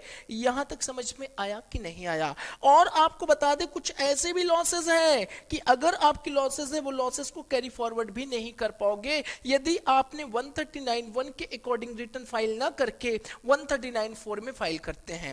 सर ये 139(4) में कब तक रिटर्न फाइल कर देना है? जो आपका रिलेवेंट असेसमेंट ईयर है, रिलेवेंट असेसमेंट ईयर जो 31 मार्च 2000 आपका क्या दिख रहा है, 31 मार्च 2022, इसके जस्ट पहले जो आपका 3 महीने है 31 दिसंबर 2021, इस डेट तक आपको रिटर्न को क्या करना है, यहां से यहां तक फाइल कर देना है। लेकिन जो बीच में आप फाइल करने जाओगे तो ये चीजें हो सकती है, मतलब आपको इंटरेस्ट तो देना ही देना है, लेट फीस तो देना ही देना है, बेस्ट जजमेंट होने की चांसेस भी रहती है, और लॉस से क्या कर सकते हैं आप, कैरी फॉरवर्ड भी नहीं कर सकते। जो लॉस आपने यहाँ पे एराइज किया है और जो सेट ऑफ नहीं कर पाए हैं वो आप कैरी फॉरवर्ड नहीं कर पाएंगे यदि आपने रिटर्न अपना सेक्शन 139(1) के अकॉर्डिंग फाइल नहीं किया है। यहां तक समझ में आया कि नहीं आया, बोलो। सर एक चीज और ये बताओ हमें, जो हम इंटरेस्ट चार्ज करेंगे 234A में, वो कब से कब तक का इंटरेस्ट चार्ज किया जाएगा? जो आपका 139(1) का ड्यू डेट था 31 जुलाई और या तो 31 अक्टूबर, उस डेट के जैसे ही एक्सपायर हुआ नेक्स्ट डे से आपका इंटरेस्ट चार्ज होना शुरू हो जाएगा 1% की रेट से। लेकिन ये सर 1% किस पे चार्ज करेंगे? जो इस डेट पर आपकी टैक्स की पेबल अमाउंट निकल के आ रही थी उस पे आपको चार्ज करना है 1% पर मंथ या पार्ट ऑफ द मंथ। अगर 10 दिन के लिए भी आपने डिले कर दिया तो now you have to pay interest for full month, मतलब फुल मंथ के लिए आपको इंटरेस्ट पेमेंट करना पड़ेगा। यहां तक बताना समझ में आया कि नहीं आया, बोलो। पर मंथ या part of the month? Per month और पार्ट ऑफ द मंथ, बोलो बच्चा, बोलो बोलो बोलो सर बोलो। 15 डेज वाला रहेगा तो 15 डेज लगा देंगे ना सर। क्या चीज? अगर मान लीजिए 15 डेज लेट वाला केस आ गया, ये क्या लिखा है, 1% पर मंथ और पार्ट ऑफ द क्या, पार्ट ऑफ द मंथ का मतलब 15 दिन का, 15 दिन का लगेगा। 1% पर मंथ या 1% for part of the month, ये हटा दो, ये मंथ हटा दो, मंथ हटा के रीड कर लो। मतलब अगर चाहे जो हो 1% लगना चाहिए। तो अगर 10 दिन का भी डिले हो गया तो पूरे मंथ का लग जाएगा। Yes sir. 1% पर मंथ हटा दिया, 1% पर पार्ट ऑफ द मंथ, खत्म हो गई बात। पर मंथ या पर पार्ट ऑफ द मंथ। अब यहां पे देखो, जितना भी tax as per return income आया था, रेट ऑफ इंटरेस्ट ले लो and total period from the next day after due date return of income till the actual return of filing. यहां तक समझ में आया कि नहीं आया, बोलो। अरे बोलो ना। Yes sir. अच्छा, साथ में आपको क्या पेमेंट करना पड़ेगा, लेट फीस भी देना पड़ेगा अंडर सेक्शन 234F में। अगर आपकी टोटल इनकम की बात हो रही है, टोटल इनकम अगर 5 लाख रुपए तक है तो you have to pay 1000 rupees. If total income up to rupees 5 lakh then you have to pay rupees 1000 as a क्या, late fees. Sir if total income अब 5 लाख, अगर 5 लाख से ज्यादा है तो you have to pay late fees how much, 5000 rupees. यहां तक clear हो गया, बोलो। चलो 139(4) भी हो गया, 5000 है ना, 5000। हाँ यहाँ पे आ जाओ सौरभ, घर पे तो पढ़ा ही नहीं, जैसे नालायक, रिवीजन के टाइम अरे सर सीट नहीं है सर इसमें, क्या सीट क्यों नहीं है? और किसके पास नहीं सीट? सबके पास है, आपके पास है नहीं? है सर, हम लोग के पास तो है। सबके पास है, नीचे रखी है। सबके पास है। इधर आओ, सुनो सर, हमने कब बोलो, 1 अप्रैल 2021 previous year, 31 March 2022 and of the previous year, इसका रिलेवेंट असेसमेंट ईयर का क्या हो जाएगा, 31 मार्च 2023। सर मेरे को रिटर्न कब तक फाइल करना था, 31 जुलाई तक, या कब तक फाइल करना है, 31 अक्टूबर, या कब तक फाइल करना है, 31 दिसंबर। यहां तक रिटर्न जो फाइल होगा वो 139(1) होगा। इसके बाद अगर फाइल करते हो तो 139(4) में फाइल होगा। सर एक चीज हमें बताओ, हमने कब बोलो सर, बोलो सर 21-22 में इनकम की बजाय मेरे पास लॉस है। हमने कहा ठीक है, बहुत अच्छी बात है। लॉस कौन कौन सी है सर? एचपी की हो सकती है, पीजीबीपी की हो सकती है, कैपिटल गेन की हो सकती है, और बताना अदर सोर्सेज की लॉस हो सकती है, और owning and maintaining of race horses की लॉस हो सकती है। हमने कहा ठीक है, लॉस है। सर लॉस है तो क्या रिटर्न फाइल करना मैंडेटरी है कि नहीं है? यस, रिटर्न फाइल करना मैंडेटरी है, लेकिन तब मैंडेटरी है जब इनमें से रिटर्न को आप क्या करना चाहते हो, कैरी फॉरवर्ड। जो अपनी लॉसेस है वो losses during the previous year 21-22 अगर सेट ऑफ नहीं हो पाया है, देन हम अपनी लॉसेस को क्या करते हैं सर, कैरी फॉरवर्ड कर देते हैं। अगर एचपी का है तो अगले 8 साल के लिए कैरी फॉरवर्ड हो जाता है, और अगर पीजीबीपी स्पेकुलेशन की है तो उस केस में 4 साल हो जाता है, स्पेसिफाइड है तो उस केस में अनलिमिटेड पीरियड के लिए, और अगर नॉर्मल पीजीबीपी है तो 8 साल के लिए हो जाता है। कैपिटल गेन की अगर बात करो, चाहे शॉर्ट टर्म लॉस हो चाहे लॉन्ग टर्म लॉस हो, वो भी 8 साल के लिए हो जाएगा। Owning and maintaining race horses की लॉसेस है तो 4 साल के लिए हो जाएगा, और अदर लॉसेस है तो कैरी फॉरवर्ड ही नहीं होता है। बताना, अगर ये लॉसेस को आप कैरी फॉरवर्ड करना चाहते हो तो आपको रिटर्न फाइल करना 139(1) में मैंडेटरी है। बिना रिटर्न फाइल करे 139(1) में अपनी लॉसेस को कैरी फॉरवर्ड नहीं कर सकते हो। आ जाओ 139(3) करते हैं। 3 क्या करता है, सेक्शन 80 हमारा बोलता है कि mandatory filing of return of loss under section 139(3) on और before the due date specified under section 139(1) carry forward of the following losses. कह रहा है कि अगर बिजनेस लॉसेस को आप कैरी फॉरवर्ड करना चाहते हो, specified loss, speculation, capital loss, loss on account of owning and maintaining race horses, तो उस केस में आपको रिटर्न फाइल करना ड्यू डेट पे मैंडेटरी। अगर ड्यू डेट पे रिटर्न फाइल मैंडेटरी नहीं हो पाती है, ड्यू डेट पे अगर रिटर्न फाइल नहीं कर पाते तो ये लॉस को आप कैरी फॉरवर्ड नहीं कर सकते, नहीं कर सकते, नहीं कर सकते है। यहां तक बताना समझ में आया कि नहीं आया, बोलो। एग्जामिनर का एक बहुत ही फेवरेट क्वेश्चन क्या होता है कि अगर कोई बंदा अपने रिटर्न को ड्यू डेट पे फाइल नहीं कर पाया तो बताइए उसके कौन कौन से कॉन्सिक्वेंसेस है। पहला बताना कॉन्सिक्वेंसेस क्या हो जाएगा, सीए और सीए में साहब बताओ। एक तो इंटरेस्ट अंडर सेक्शन 234 अप्लाई हो जाएगा, बोलो। इंटरेस्ट पे करना पड़ेगा सर। और उसको late fees under section 234 F में देना पड़ेगा। उसका बेस्ट जजमेंट अंडर सेक्शन 144 है, और बोलो लॉसेस को कैरी फॉरवर्ड नहीं कर पाएगा। कौन सी लॉसेस को नहीं कर पाएगा, बिजनेस लॉसेस, कैपिटल लॉसेस, और कौन सी लॉसेस, ओनिंग मेंटेनिंग एंड और लॉसेस को कैरी फॉरवर्ड नहीं कर पाएगा। लेकिन अगर एचपी की लॉसेस है तो वो कैरी फॉरवर्ड कर लेगा even if return has been filed after due date. चलो भाई चलो, याद क्लियर हुआ कि नहीं हुआ, बोलो। यस, सर सुनो ना, हमने कहा बोलो ना सर, हमने कहा बोलो सर। 1 अप्रैल 2021 हमने कहा सर, 31 मार्च 2022 हमने कहा सर ये प्रीवियस ईयर होता है, हमने कहा सर क्या एग्जाम में भी यही प्रीवियस ईयर होगा, हमने कहा सर 31 मार्च 2023 का नाम सुना, हमने कहा सर इसको क्या असेसमेंट ईयर बोलते हैं, हमने कहा सर क्या इसका रिटर्न फाइल 31 जुलाई और 31 अक्टूबर होता है, हमने कहा सर क्या 31 दिसंबर भी होता है, हमने कहा यहाँ तक वाले को क्या होता है 139(1) होता है, यहाँ तक वाले को क्या होता है 139(4) होता है, और अगर यहाँ पे कोई लॉसेस है तो बताना क्या होता है 139(3) में रिटर्न फाइल होता है। यहाँ तक किसी को डाउट है? सर हमारा एक रिटर्न था, वो रिटर्न हमने फाइल कर दिया था, कब किया था 30 जून 2022 को। सर हमने कहा बहुत अच्छी बात है सर, वो 139(1) में गया होगा, हमने कहा लेकिन सर पता है 1 जुलाई के बाद से हमें 15 जुलाई 2022 को पता चलता है कि ये रिटर्न ना कुछ छूट गया है, ये रिटर्न में सर कुछ गलती हो गई है। कोई बात नहीं, इस रिटर्न को क्या कर सकते हैं हम लोग, रिवाइज कर सकते हैं। इस रिटर्न को क्या कर सकते हैं, रिवाइज कर सकते हैं। अगर 139(4) में रिटर्न फाइल हुआ तो वो भी रिवाइज होगा, 139(3) में फाइल हुआ वो भी रिटर्न क्या हो जाएगा, रिवाइज हो जाएगा। सर ये रिवाइज कब तक कर सकते हैं, ये रिवाइज तब तक करेंगे जब तक आपका 31 दिसंबर 2022 खत्म ना हो जाए। आपका हम कह सकते हैं इसका भी ड्यू डेट जो है रिवाइज करने का before 3 month preceding the end of relevant assessment year, या फिर before completion of the assessment which ever is earlier, इसके पहले तक अगर आपने रिटर्न को रिवाइज करना है तो कर सकते हो, लेकिन 31 दिसंबर 2022 के बाद अपने रिटर्न को रिवाइज नहीं कर सकते, रिटर्न रिवाइज नहीं हो सकता है। अच्छा सर, हमने कहा क्या सर, एक 139(1) में रिटर्न हमने फाइल कर दिया था, लेकिन 139(5) में फिर से वापस रिवाइज कर दिया हमने, लेकिन उस 139(5) में जो रिवाइज किया तो उसमें फिर से गलती मिल जाती है, तो क्या फिर से वापस रिवीजन हो जाएगा? यस, मेनी टाइम्स आप क्या कर सकते हो, रिवीजन कर सकते हो। और 139(5) पढ़ लेते हैं। बहुत आसान है, ये देखो कुछ नहीं है।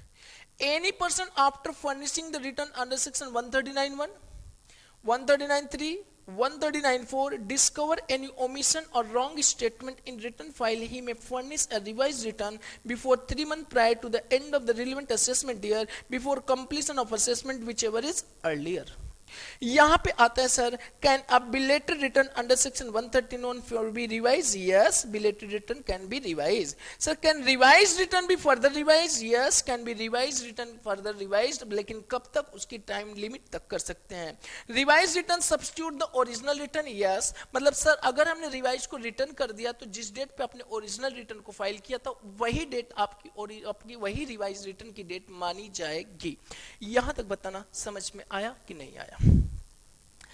सर सर सर हमने कहा बोलो बोलो बोलो बोलो। सर सर सुनो, हमने कहा क्या? आपको पता है हमने कहा क्या? सुनो, यहां तक सबको डाउट हुआ, सबको क्लियर हुआ कि नहीं हुआ? बोलो बोलो, अरे बोलो ना। Yes, sir.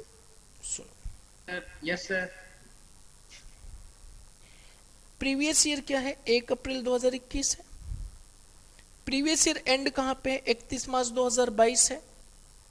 इसका रिलेवेंट असेसमेंट किया है मुन्ना 31 मार्च 2000 क्या है? 23 है। अब बताओ इसका रिटर्न का ड्यू डेट क्या होता है? बोलो, अरे बोलो ना। 31 जुलाई 2022।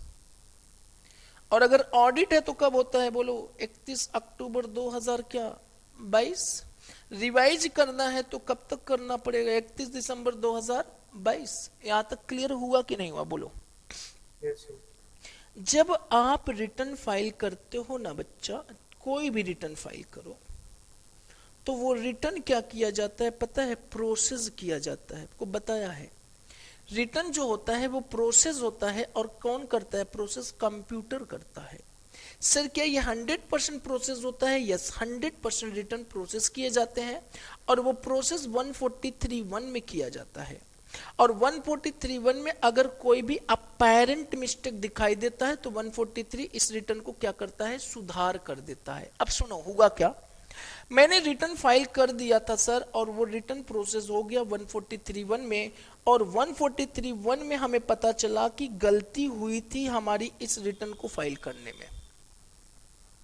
143(1) की जब मेरे पास इंटीमेशन आया, 143(1) का जब मेरे पास इंटीमेशन आया, इंफॉर्मेशन आया, तो मेरे को पता चला कि जो रिटर्न हमने फाइल किया था, जो हमने रिटर्न फाइल किया था 143(1) के आने से ये पता चला कि जो रिटर्न ये फाइल किए थे वो रिटर्न में ओमिशन था।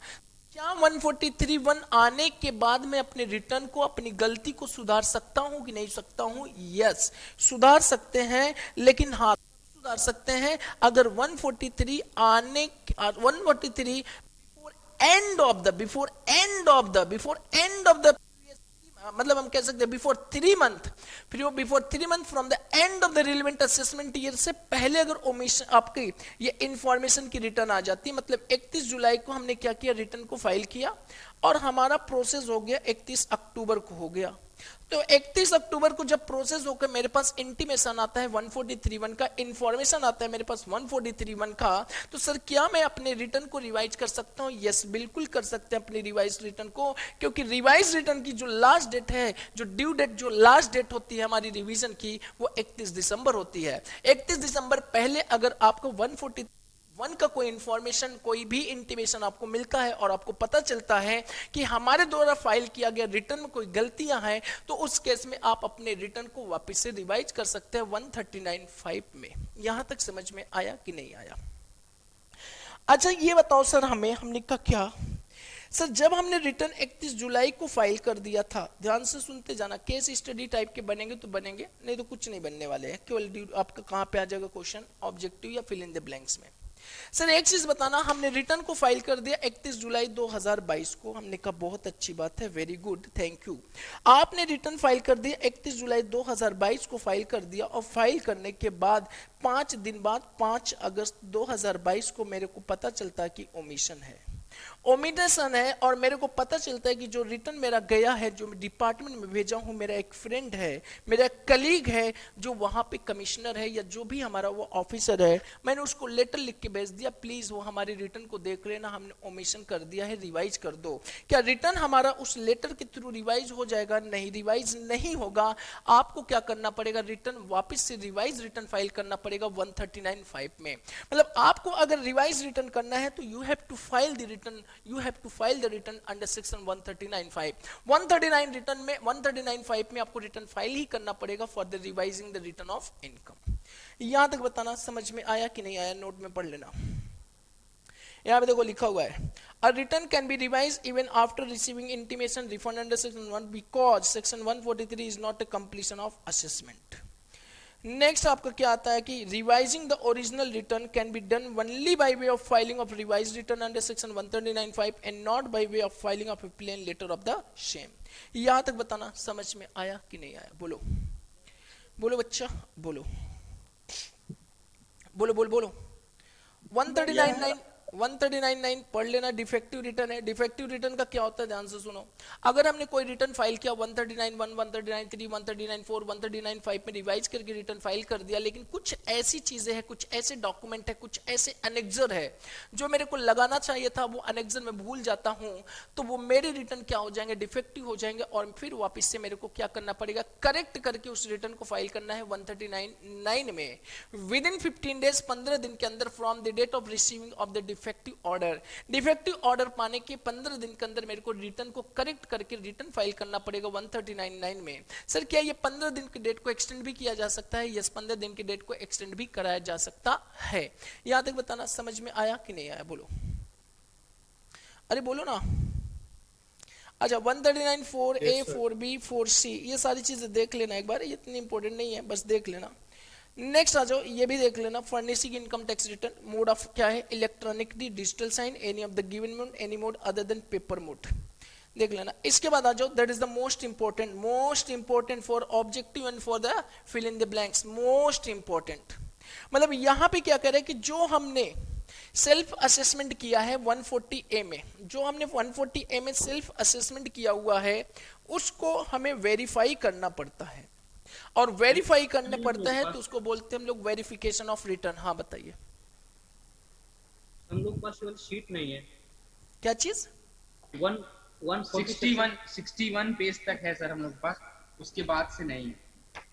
तो ले लेना बच्चा, रखा होगा पेज यहीं पे, ले लेना। तो छोड़ दो इसके बाद से? नहीं ऐसा नहीं है सर, पढ़ाइए। सर इसमें 140 सेक्शन इंपॉर्टेंट है, आप जो बता रहे हैं। आपको यहां तक का सारा सीट चाहिए? ये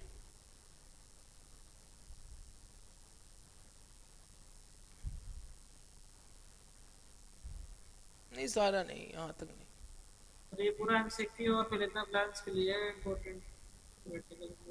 तो सर हम लोग किस पर पढ़ना पड़ेगा इसमें कि हम लोग जो पढ़े 61 पेज तक वो काफी है? वो जो कराया है वो अलग चीज है, उतना ठीक ही है। अब यहाँ पे आ जाओ, 140 वेरिफिकेशन ऑफ रिटर्न, ये भी तो कराया होगा आपको। यहाँ पे आ जाओ, रिटर्न को वेरीफाई कब किया जाता है? रिटर्न को अगर कोई इंडिविजुअल है उसका रिटर्न फाइल किया जाता है तो वेरीफाई कौन करेगा? इंडिविजुअल करेगा। और इंडिविजुअल अगर हमारा इंडिया में नहीं है तो जिसको भी ऑथराइज करके रखा है वो आपका रिटर्न फाइल करेगा। When return is verified by any authorized person, in that case the return should be accompanied with power of attorney। मतलब अगर रिटर्न कोई ऑथराइज पर्सन कर रहा है, इंडिविजुअल खुद नहीं करता है, तो पावर ऑफ अटॉर्नी भी साथ में होना मैंडेटरी है। एचयूएफ है तो बताना एचयूएफ को कौन करेगा वेरिफिकेशन? कर्ता करेगा। और कर्ता इन absent फ्रॉम इंडिया है या फिर मेंटली इनकैपेसिटेट है तो कोई भी adult member of the family कर सकता है। एलएलपी है तो नॉर्मली एलएलपी का कौन करेगा? डिजिग्नेटेड पार्टनर करेगा। और डिजिग्नेटेड पार्टनर तो कोई भी एडल्ट पार्टनर कर सकता है। अगर पार्टनरशिप फॉर्म है तो कौन करेगा? मैनेजिंग पार्टनर, और नहीं तो कोई भी एडल्ट पार्टनर कर सकता है। लोकल अथॉरिटी है तो बताना उसका प्रिंसिपल ऑफिसर करेगा। और पॉलिटिकल पार्टी है तो चीफ एग्जीक्यूटिव ऑफिसर करेगा।